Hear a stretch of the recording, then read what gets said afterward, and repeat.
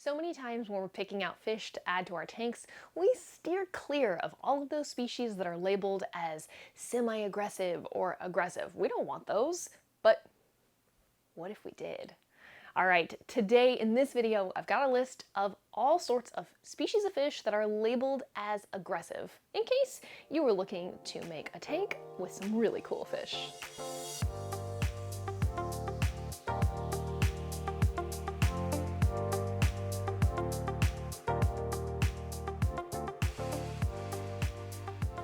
Hi there, I'm Hilary for Waterlogged on behalf of SaltwaterAquarium.com. As promised, today I have a list of fish that are considered to be aggressive or semi-aggressive. A good bit of them are not considered to be reef safe. With that being said, I want to urge you to please always do your research before you purchase and add any fish, corals, other invertebrates to your tank. I'm going to try and go through a lot of the information today, but I might miss something, which is why it's important for you to do research on your own. So let's go ahead and get started. The first group of fish that are on my list today are groupers. Now, while groupers aren't going to be actively chasing other fish around the tank or nipping, biting at fins, they do a bit more damage than that.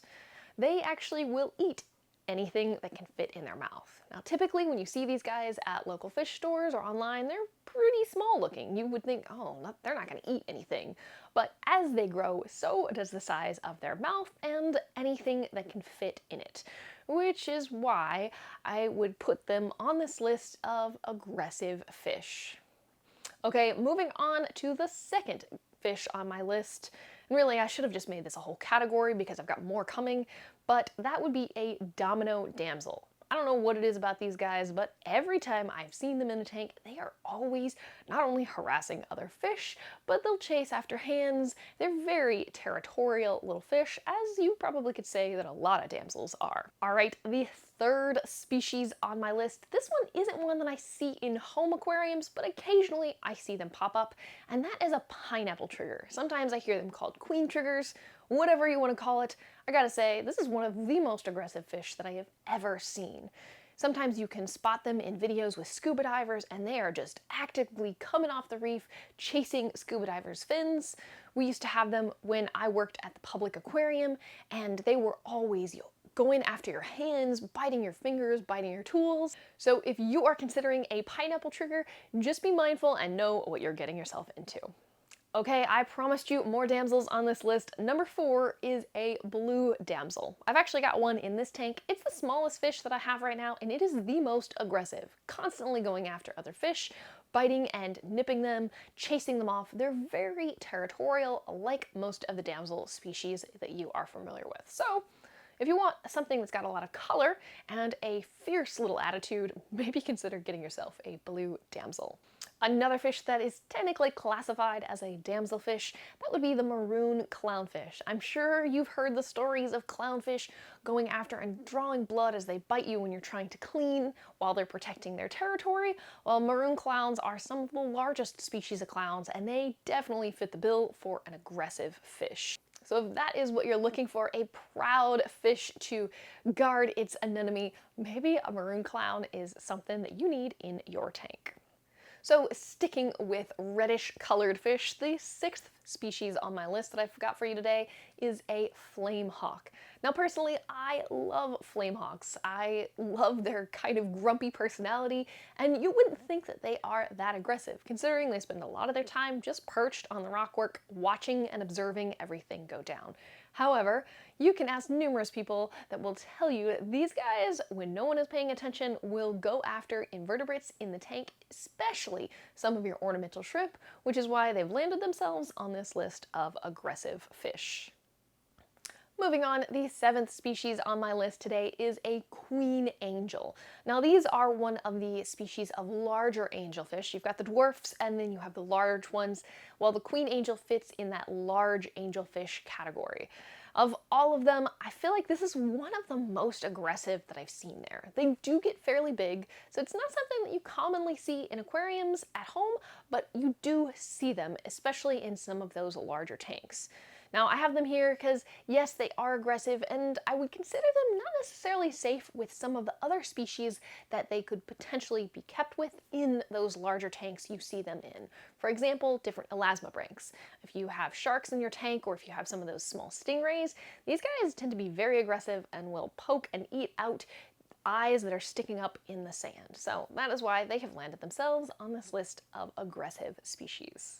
All right, moving on, the 8th fish on my list are actually more triggers. They're the smaller triggers.